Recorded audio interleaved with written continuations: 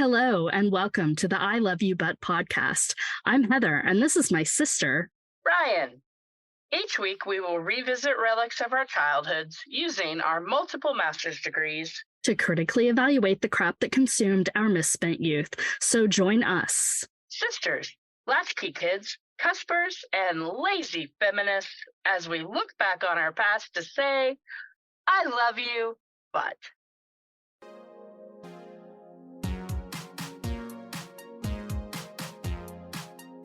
Hey, how'd you waste time this week, Rian Davis?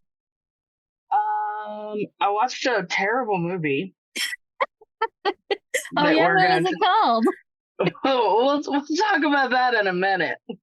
I downloaded and started playing that Merge Mansion game. I don't know if you've heard about that one. And the reason was because they have a commercial with Pedro Pascal. And so I was like, well, if he's in the commercial, it must be a fun game. I'm already bored of it. So I will be deleting that from my phone because I do not get enough dopamine hits as I would like for how much time I spend playing that game.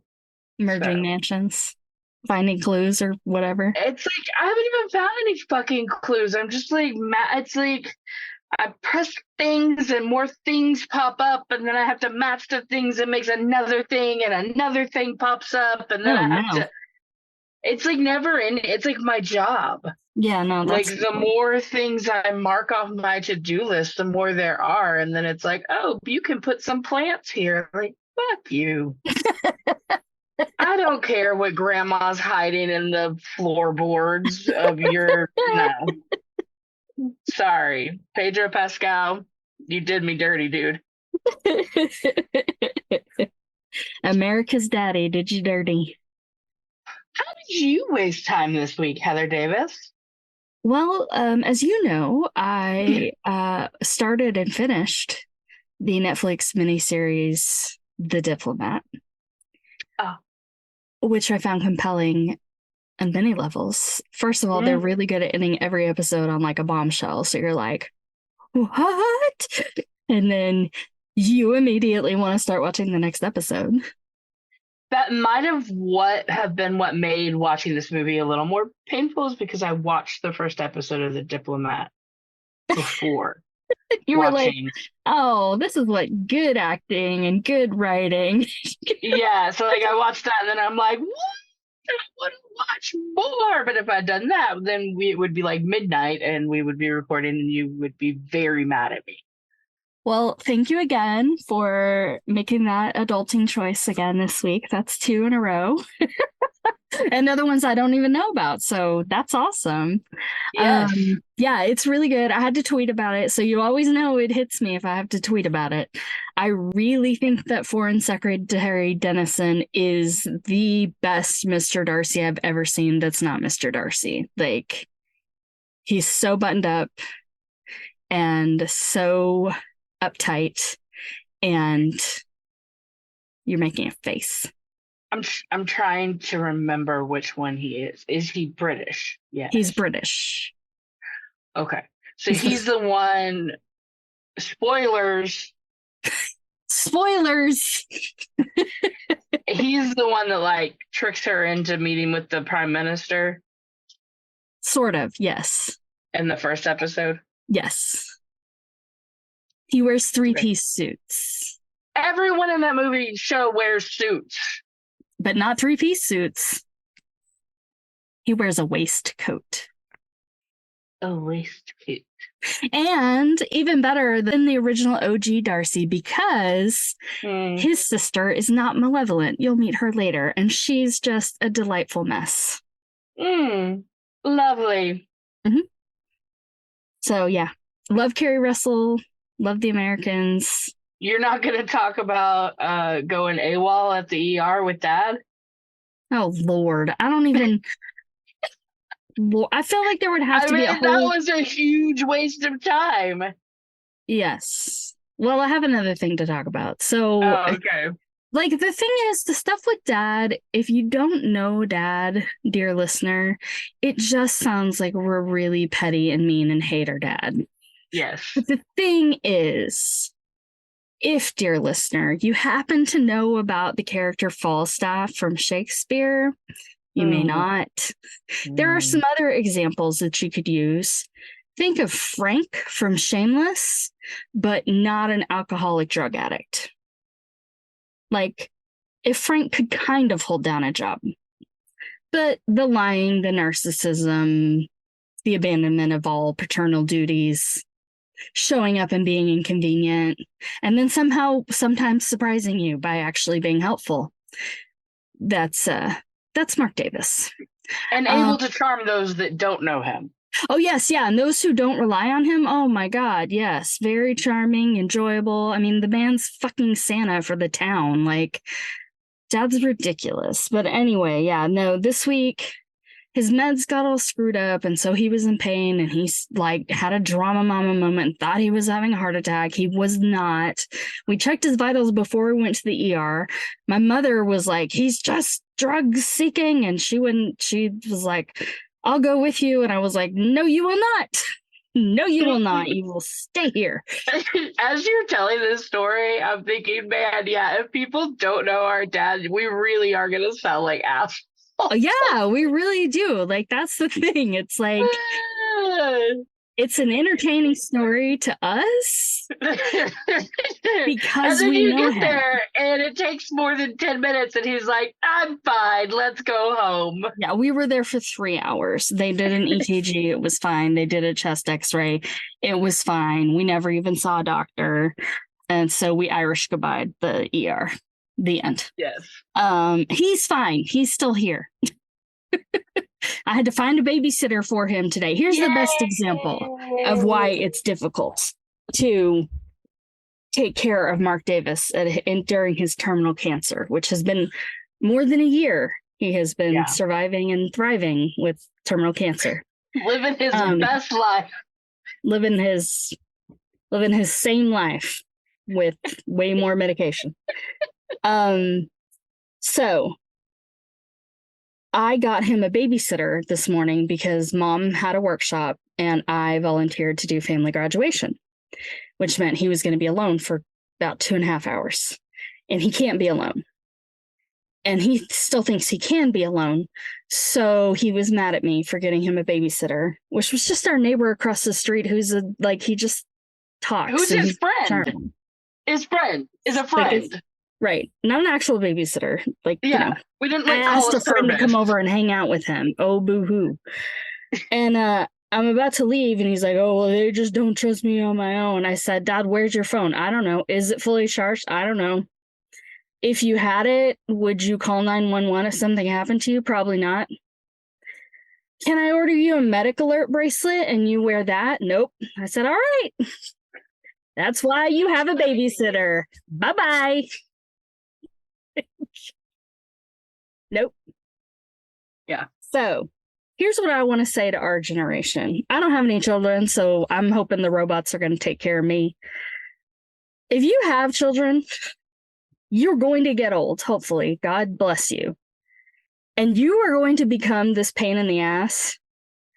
Make yourself promises that you won't do this. Find a way somehow to hold yourself accountable when you get older, not to act like a child, because it is not fun at all. And it's like a new thing.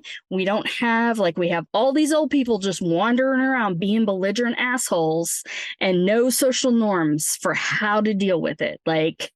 It's exhausting. Everyone I know is exhausted. And I feel terrible for the people that are raising children and dealing with their asshole parents at the same time. I don't even know how you do that. But The Diplomat was great. So highly recommend. Highly recommend. You know what was not great? I have one more thing. One more thing that distracted me this week. Is that okay? Go for it. Okay. You gotta edit this shit. I do. So you know how Chat GPT, everybody's talking about it now and how to use it and all that kind of stuff. Mm-hmm. So I have this thing in my mind where all the incels are going to start using ChatGPT on dating sites to try to Cyrano'd de Bergerac rational women into dating them. And then the women need to. So I'm telling you, ladies, if you meet a guy and you're like, hey, he seems like he's not a total weirdo and asshole and moron, and like he might actually be interested in what I have to say, and might not have some huge chip on his shoulder about some shit that doesn't matter at all, like every other guy I know. Oh yeah, we should hang out. Call him. Don't text him. Don't message him on that app. Get that man on the phone and talk to him so that he can't Cyrano you with AI. Because you don't need to waste your time getting on that date with that man just to find out that he can't handle his shit. Like, call that motherfucker. Get him on the phone so he doesn't robot trick you. Yeah, so now not only do you have to fear the incels, you also have to fear the feminists, because they might actually just be incels. That's so right. Basically, fear all men. You are going to get catfish, girl. That's all there is to it. I mean, I'm sure it's great. I can't wait for my robot boyfriend that's going to take care of me in the future when I don't have children to take care of me. I'm very excited about it, but I feel like it's going to be a real rocky road getting from where we are now to that point. I want you to get a robot boyfriend now while Elliot's still young so that I can explain that to him. I mean, we can just explain the concept. Like, this is your Uncle Beta. No. This is Dee Dee's computer boyfriend. It's not that big a deal. I mean, somebody to laugh at all your jokes. You could just try being funny. I am funny. Somebody who will always do your laundry for you. Always. Always. They're never going to be like, no, I'm not going to do your laundry. They will always do your laundry for you. Uh-oh. Don't you want someone who wants to do your laundry? No, I don't give a shit about that. Don't you want to know that someone loves you enough to want to do your laundry for you? No. I have spent way too much time doing things for other people in my life. So how did you waste time on this? Just thinking about it? Yeah, I've been thinking about it a lot. Oh. I just really wanted to use the phrase Cyrano as a verb. Yeah, Cyrano you with AI is probably going to be the title of this week's episode. Hey, you know what, though? I really thought The Diplomat was a good show. You know what wasn't a good show? What wasn't good, Ryan? It's not a show, it's a movie. I thought The Diplomat was really good. Can't recommend it enough. Yeah, I agree. You know what wasn't good, and I do not recommend. What do you not recommend? The movie Splash. Oh, yeah? Well, before we talk about that, what do you remember about the movie Splash from 1984? Tom Hanks.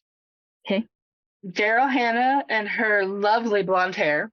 Docks. Like loading docks. Yeah. Eating lobster with your hands at a fancy restaurant. Something in a bathtub. And slowly dying in a lab. Oh. I had similar. So I had Madison Avenue, bathtub ? John Candy, Cape Cod, mermaid trapped in aquarium, and bra on top of blouse. You remembered way more than I did. I mean, I did remember Tom Hanks. I just didn't. I figured that was just a given. A given. No, like, there was a lot of stuff that when it came up, I was like, oh, yeah. But, like, did not remember. Madison, going in. The Madison. Like, even when he's like, what's your name? Like, I wasn't like, what are they going to call her? I don't remember. I don't know why. I just thought that was, I don't know, that always interested me as a child. And evidently, fun fact, it really wasn't that common a name for girls. And in the interim, since this movie came out, it's a wildly popular name for girls. So, blame Splash. Hey, Madisons, what's up? You want to know something else I learned watching Splash? What? Because I watch everything with closed captions, I now know the words to Wooly Bully. What is that song about? I wrote that down. Like, what is Wooly Bully about? And I was even like, is it even Wooly Bully? Are they saying something else? And I've just always thought it was Wooly Bully. It is Wooly Bully. It's like, I think it's about like a monster that kind of looked like a bull. It was woolly. But then it's like, Hattie told Maddie something, let's go dance. Like, what is about the thing she saw? Yeah. And then they were like, hey, we saw a monster, but we're not going to be squares about it. Let's go dance. Is this like a Purple People Eater kind of genre? Was there like a weird... It's like the Monster Mash or something. It was a weird song to choose. Monster genre? No. It was Ron Howard trying to bring the 60s back into everything. Okay, quick question. Yes. Was this Ron Howard's first film? No, it was not. No. Okay. Was it his second? No, it was not. Oh, okay. Well then. Good for him. Mm-hmm. Brian Grazer, his longtime producing partner, had the idea for this while he was driving out the PCH. Like, wouldn't it be cool if I just fell in love with a mermaid movie? Do you know at what point I knew this movie was going to be bad? Wooly Bully? In the title credits, when I saw that it had 3 writers. I was like, oh, no. I don't look at that shit. Every time. Every time. Yeah, this was so... I mean, I was like, oh, Eugene Levy and John Candy, how delightful. Neither of whom were delightful. Nope. At all. In any way. But I could say some funny things about this. Could we tell each other things we could make fun of or that we thought were funny? I mean, yeah, let's just go through the movie. There's a lot that I can make fun of. Okay. So for those of you who don't know, Splash is about 2 brothers who run a produce company in New York City. Yeah. And one of them falls in love with a mermaid. She saves his life. And then she's like, wait a minute, I think I like that dude. And she gets arrested for walking around naked, which is somehow a big deal in New York. I didn't think it would be. Okay, Hold on. I'm trying to go through the synopsis real fast. You're getting very specific with the synopsis. They have sex everywhere. And then she says she only has 7 days left. And somehow there's a whole science subplot, but there's also like a gangster subplot, and it's also an action movie while being a romance and a comedy, and it's awful. I'm getting faces. You are getting faces. Gangster subplot? That was like a scene. It was more than a scene. Will I ever see a party on a yacht without thinking about the first episode of Arrested Development? I don't know. I did. Wooly Bully probably threw me off. Those kids were dancing, and I was just like, where's the pirate ship? I wrote, like, when he jumped off, I was like, yeah, I'd kill myself too if I had that family. Yeah, they were terrible. Hitting the kid was a sex pest. Oh my God. Damn. Yeah. And then I just kept getting feelings of other stuff. So like at the very beginning, like after the flashback, and then they're loading all the crates and everything, I was like, is a New York City detective gonna show up and start asking questions? Is this an episode of SVU? Yeah, nobody's gonna stop working. They're just gonna be like, yeah, I knew that guy. I'm sorting onions. I was like, okay. Yeah. Yeah. I will say that in a moment, and this may just be, I don't know, this is going to become a thing, but I did think that young Tom Hanks does have a bit of a resemblance to Penn Badgley. Yeah, I could kind of see that.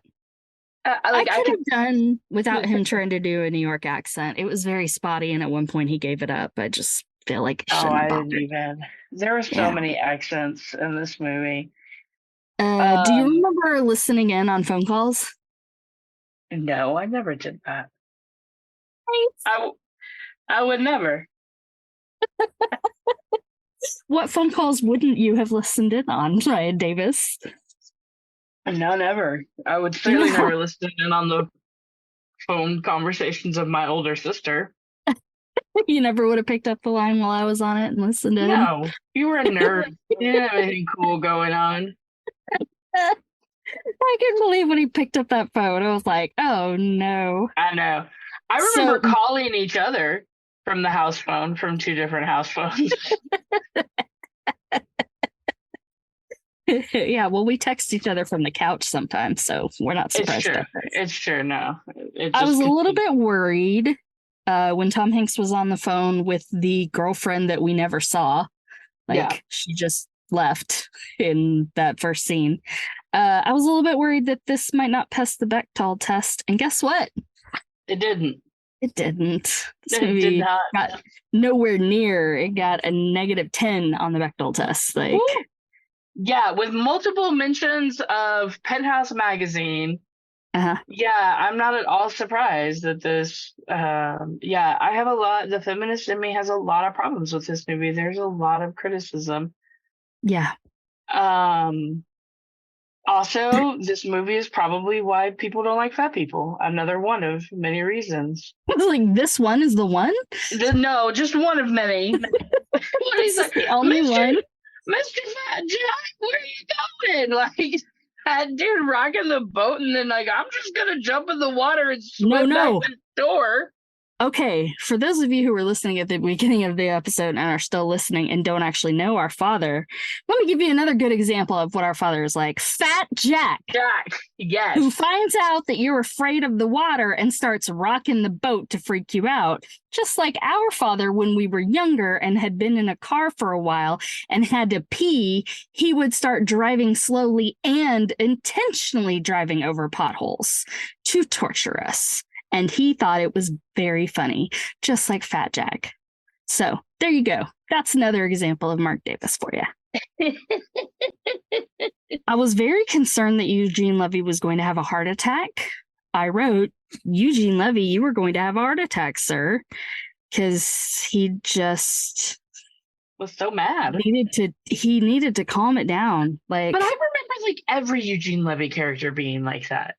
Like, I mean, he definitely does like the uptight thing, but like this was a lot.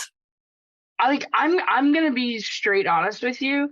Yeah, I was reticent to watch Schitt's Creek because I was not a big fan of Eugene Levy because he's just so, like, you know, and all the characters I had seen. You need to rewatch Waiting for Guffman. Maybe.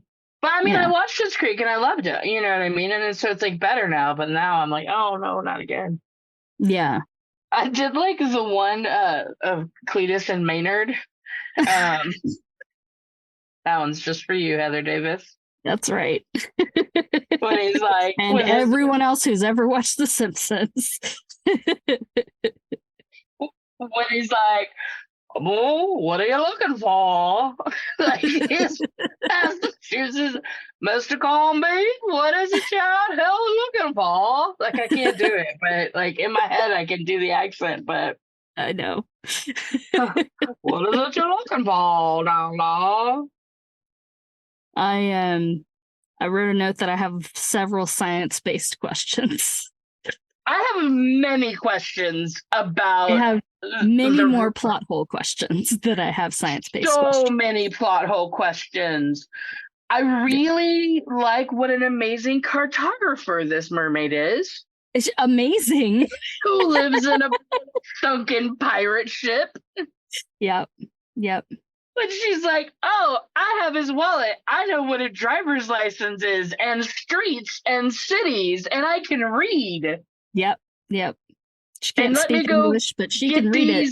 old ass maps out that still happen to be in really usable condition. These were all of my science-based questions. You were enumerating them for us. Thank you so much. Oh my god. And then she's just like, I'm just gonna swim to New York.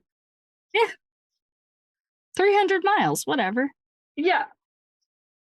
Why do people take cabs to ridiculous places in all the movies we watch? I think people must do that in real life too. No. Yeah. If you don't have a car. Oh. And I really feel like the reaction to her nakedness was very overdone. Correct. Yes. Like, have they never seen a naked woman before? I literally wrote, like, no one has ever seen a naked woman. It reminded me of, I don't know if you've heard this one, but there was an episode of The Dollop. Yeah. About a woman in New York, and I can't remember when, but old days, long time ago, who was so beautiful. Yeah. That is like literally what happened to Daryl Hannah. What happened to her just walking down the street. Like, people would just lose their shit. Oh. And she was like known all over, and like it would cause riots because she was just so beautiful. Well, I mean, there's the whole Lady Godiva thing where she rode bare-breasted through town to but it was like a warrior statement or something. Like, it's not, yeah. Well, no, this woman wasn't naked. She was just no. Oh yeah. I'm just saying maybe it's kind of a callback to that kind of thing, but I don't think so. Like, I don't think any reference to any allusion to anything literary or cultural in this movie is surely just completely accidental. Yeah. This movie was so dumb. We gave it the benefit of the doubt with the Dukes of Hazzard, and we're not doing that anymore. We're not trying to find. I've given nothing the benefit of the doubt. I will be perfectly honest about that. I will stop trying to find deeper meaning in these terrible movies. How does she know to put on a tie? Or tie a tie? I don't know how she knows how to tie a tie. People who grew up in America above water level Me. don't know how to tie a tie. No, nope. Yes, does Tom Hanks this character strike me as the type of person who would not fully undo his tie and just leave his done tie in his closet? But still, why wouldn't she put it on her head? That's another movie trope. I mean, let's see. What we have here is a beautiful woman who can't talk. Yeah. And she has no inhibition and completely acts on her desire at every moment. Are we surprised you fell in love with her at all? No. Hey, how'd you like this line from the Bloomingdale's store? My daughter is lucky. She's anorexic. I liked it so well, I wrote it down.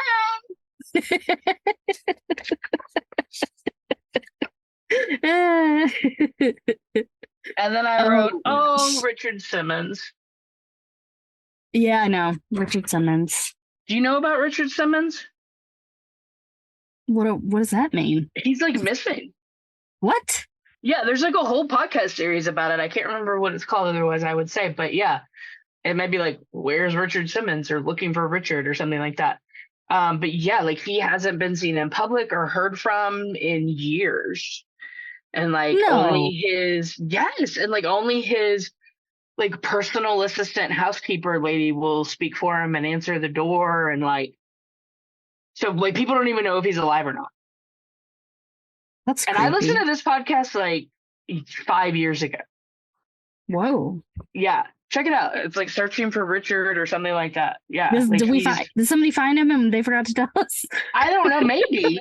maybe there's another one called Finding Richard and I just haven't listened to it yet. So somebody, hey, if one of you found Richard Simmons, please let me know. Because yes, please. There wasn't much impressive about this show at all, but her tale was very amazing. It was beautiful. It was beautiful. Yeah. Originally, apparently, they were going to make it more like a dolphin dorsal. A dolphin dorsal? Yeah. So it would have been a bluer, silvery color. Yeah. And then, I don't know, I think Ron Howard was like, no, I want it brighter, like more like Make a it tropical fish. orange. That was his Well, no, and then contribution. the guy that designed it was like, oh, it was better because there was most of the time when you saw her tail, it was underwater. Yeah. And they were like, well, dolphin color wouldn't have read very well underwater, so we're glad we changed it. Like, this is what happens when you make a movie and there are no women anywhere, like hardly even in the cast. Like, just fucking hire women so that they can come in and go, you're gonna put a blue tail in blue water. Are you sure about that? It does maybe answer a question for me though. What's that? It does probably explain why there are no other merfolk, because that is not a very good survival tactic to be so brightly colored. Did you not watch the very end of this movie? Because there certainly was an implication she is not the only merfolk. I may have gotten a little bored and was looking at my phone at the very end. We'll get there. So halfway through this movie, as the romance plot starts to take off, Tom Hanks turns into a fucking dickhead. Oh my God, an absolute fucking man-child baby. Yep. I want an apology from Tom Hanks for this movie. I think so too. The costumes for Daryl Hannah were terrible, but the men's coats were really badass. Like, I'm real mad about that like leather jacket he had and that like brown fur line thing that John Candy had. Yeah. Mm-hmm. Yep. Yeah, her Bloomingdale's, that Anne Klein collection was. I'm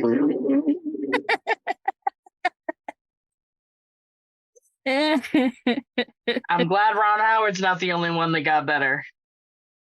So, around this time, I wrote, she really is a human woman. She gave up her identity for a guy who yelled at her.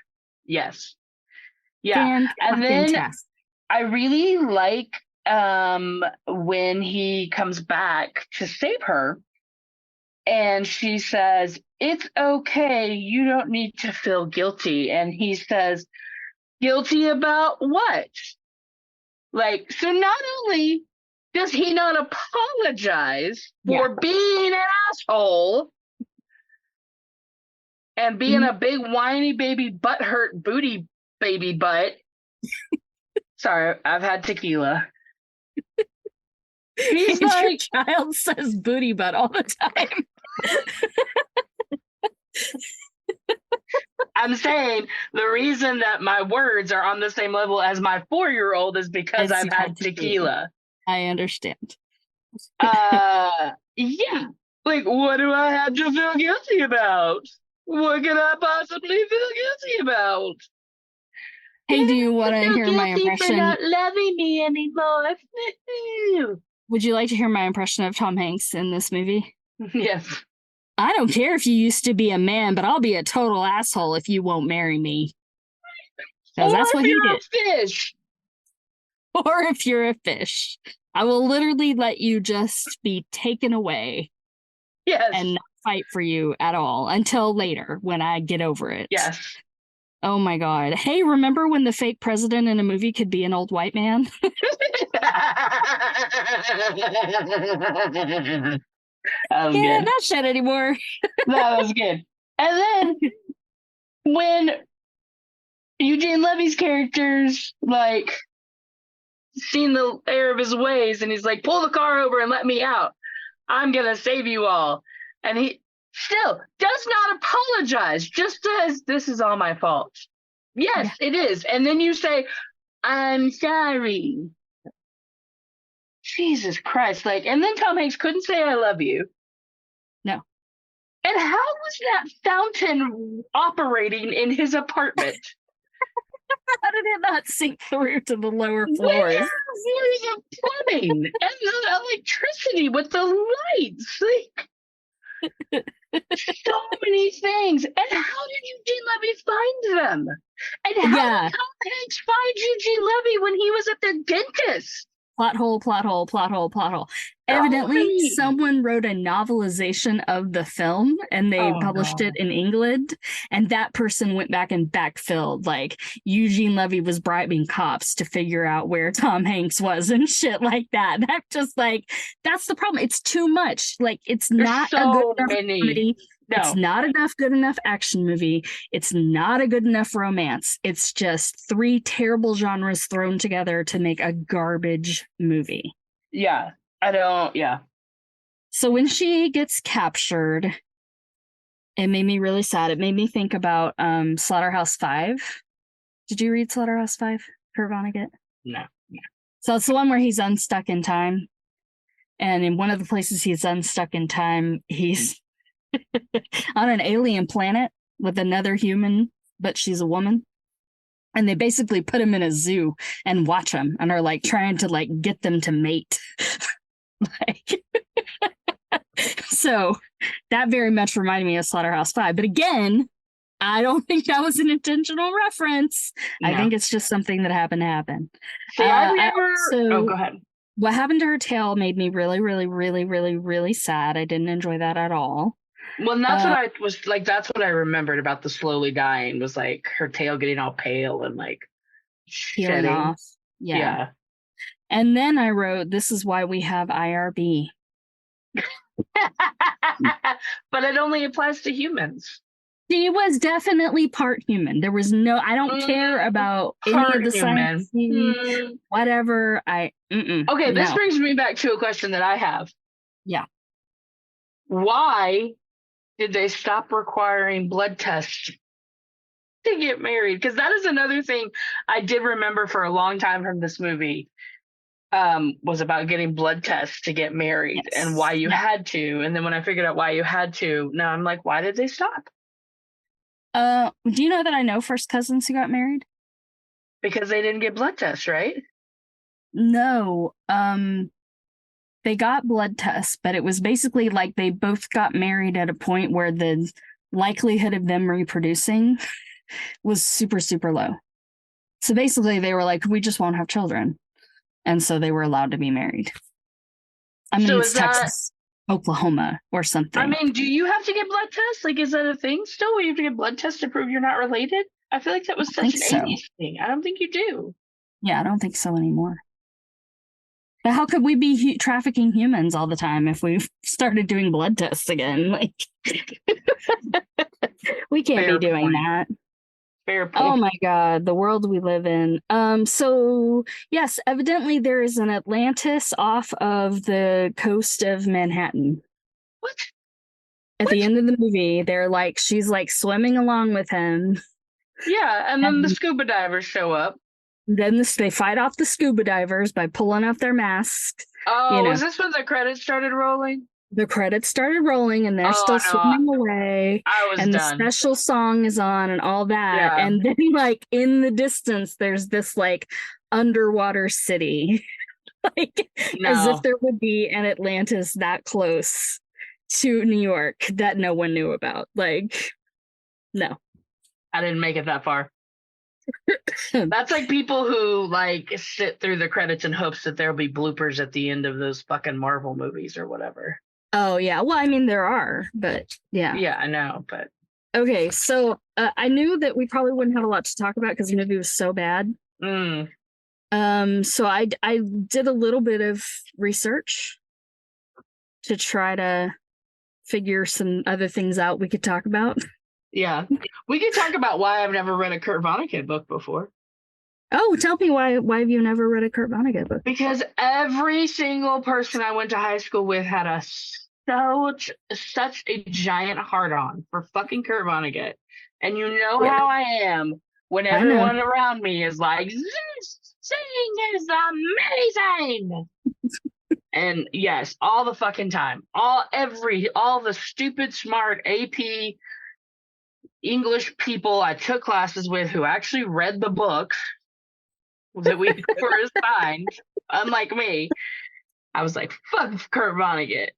Fuck that guy. I think I like stole a copy of Slaughterhouse-Five, or it was like a damaged copy when I worked at that book place. I didn't steal it; it was damaged. We were gonna Yeah. throw it away. Yeah. I still never read it. No. I mean, it's a decent book.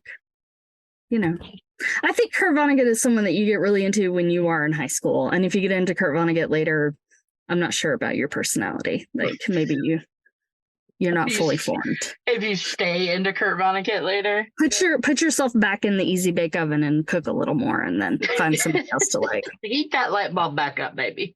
You're a you're a little soggy in the middle. Yeah. Do you know that Tom Hanks was a smoker? So he had a really hard time with the underwater scenes. I did not, but it doesn't surprise me. Everyone was a smoker in the 80s. But nobody in this movie smoked. That was the other thing. Even in Arthur, most people didn't smoke, but Liza Minnelli smoked. John Candy was smoking while they were playing racquetball. Oh, yes, he did smoke. That's right.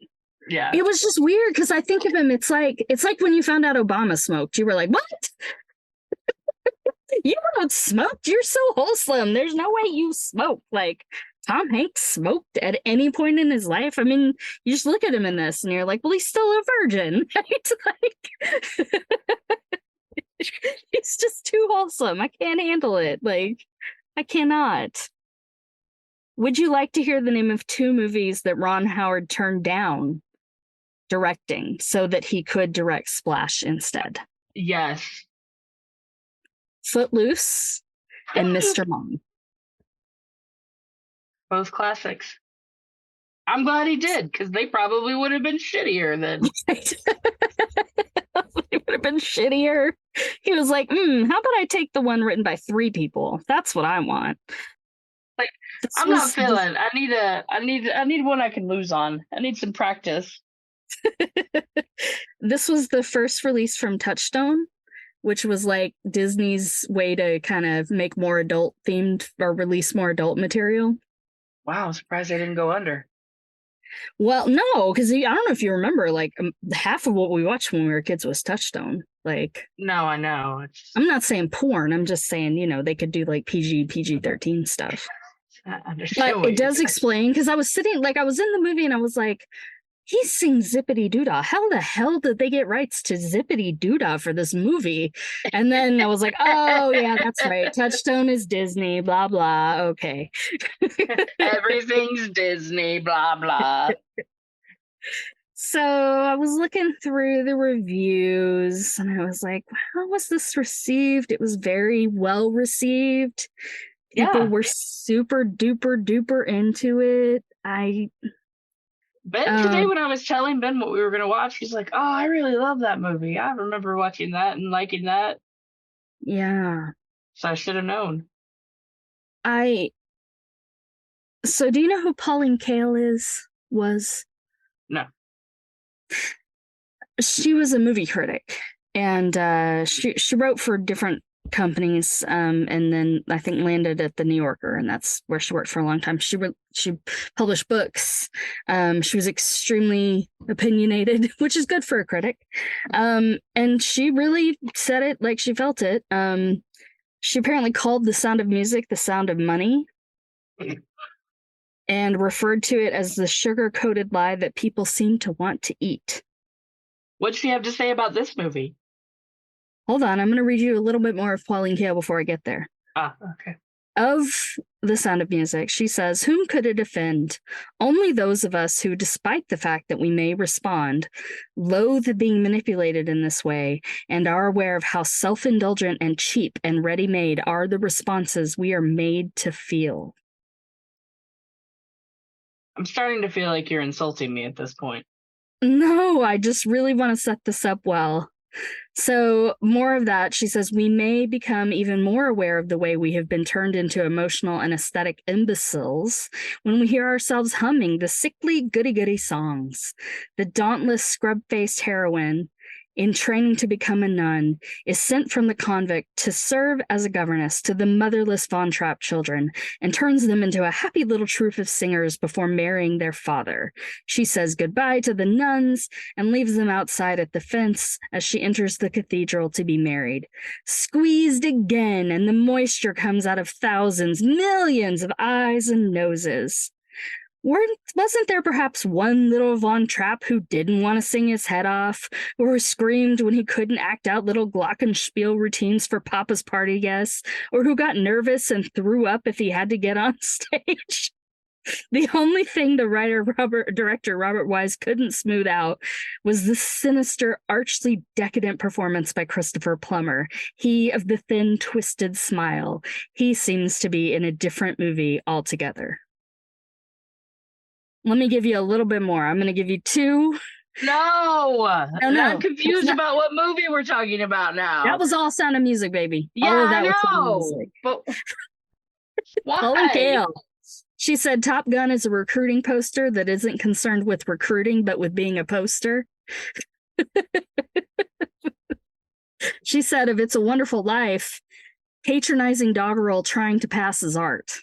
For a turn, she says of Robert Altman, he possessed a gift for creating an atmosphere of living interrelationships and doing it so obliquely that the viewer can't quite believe it. It seems almost a form of effrontery. She really liked Robert Altman. Would you like to know what Pauline Kael said of Splash? Please. She said it had a friendly, tantalizing magic and gave it some kind of equivalent of 8 out of 10 stars. What? At which point I wrote at 2, Pauline.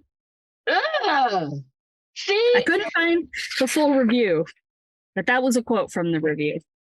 I think she has way too much to say about Sound of Music to be an objective person. She has some stick up her butt about that movie because, one, it is Hugh Grant's favorite movie. For whatever that's worth. I don't think that's as much as it once was, but okay. I think it's worth more now. He's delightful. It's one of my favorite films.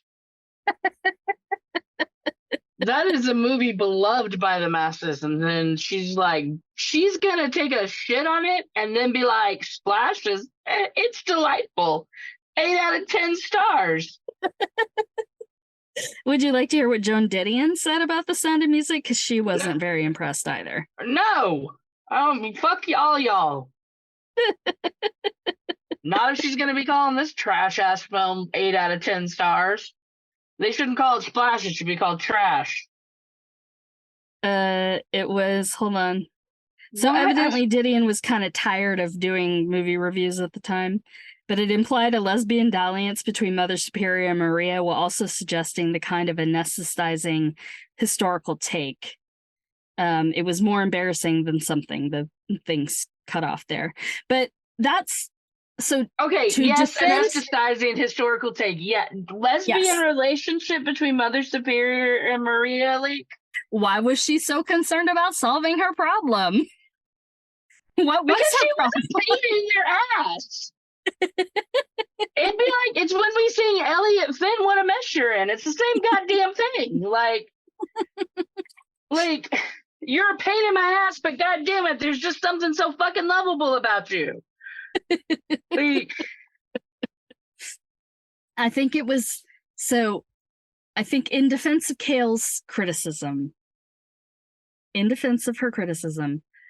I think you think about this movie being released in 1965. World War II ended in 1945. Yeah. So it's 20 years later. Yeah. And they're like, the Nazis are already here. Yeah, no, yes, 100% understand that. Like, I don't watch Sound of Music as a World War II movie. And I don't know who does. I don't know, because I had tequila. I swear to God, every time I watch The Sound of Music, I'm like, oh yeah, Nazis. Like, I forget they're even in the movie or that they have anything to do with the plot. So then why not just set it any other time? I don't know. They didn't ask me. I don't know. It's so long.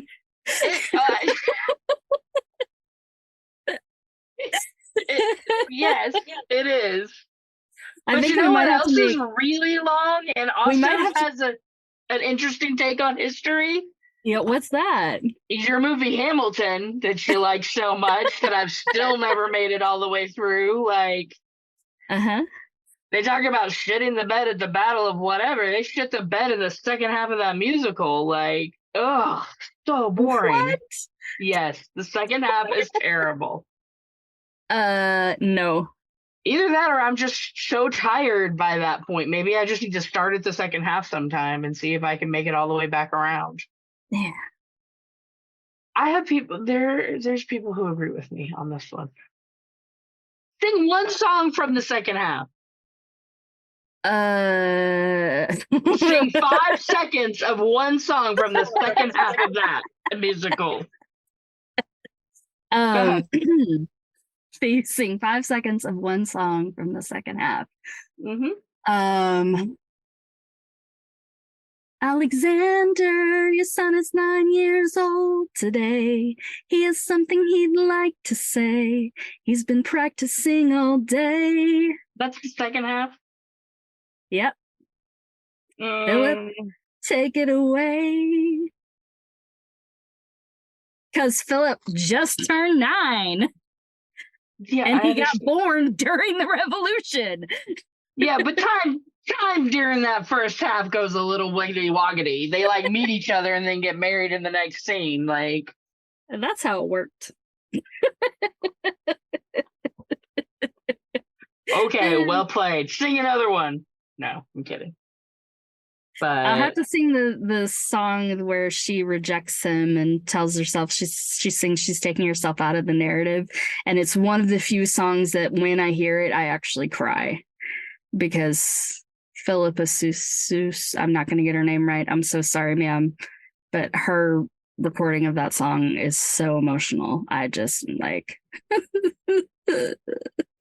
you tried. What about, you mean Rewind? No, that's Satisfied. And that's in the first act. Yeah. Why are you arguing with me? I've listened to the soundtrack way more than you have. Lies. I love the soundtrack. It's the movie I can't watch and the second half of the soundtrack. I love the beginning of it. You know another song that happens in the second half of that musical? I don't know, but I bet it goes, Alexander. The room where it happens, the room where it happens. That was in the first part first. No, it was not. Yes, it is. It is not. Well, then that movie doesn't have halves, it has quarters. The second half, after the intermission, is after the war. After the war, went back to New York. After the war, blah, blah. It's all about him going Okay, well, back. then the last third of the movie is trash. It gets a little long when they start getting into like yes, I agree. Yes. It's just about the men and how they're trying to up politic each other and all that shit. I could care less. No, it's yes. You won't support me, but you'll support Jefferson. Fucking weak ass. I'm sorry. Which one of us teaches social studies? Shut up. Is it me? Do I teach social studies? I don't teach U.S. history. Hey, I thought I sang pretty good earlier. Well, good for you. It's good though, because last week I did not do a very good job with that Spice Girls song, so I apologize. You got strep throat, so it's okay. That is not why I did not do a good job. I was trying to give you an out. It's okay. I don't remember you doing it poorly. Were you like, if it want to be my lover? Were you like that? It was off key. I'll put it to you that way. Well, this is not a singing podcast. Hey, guess what? Are you sure? We sing a lot. We do. Hold on. I forgot to tell you this thought. 2 things I wanted to tell you. Are we going to talk about Splash again? No, we're not talking about Splash again. I'm talking about Dad again. Oh, okay. I wanted to talk to my kids in my gender and women's studies and tell them toxic masculinity has killed our father. Is killing our father. You think that's what's killing him, not the cancer? I think that the cancer would have been caught a lot earlier. I mean, it's killing him, but ultimately toxic masculinity killed him. Like,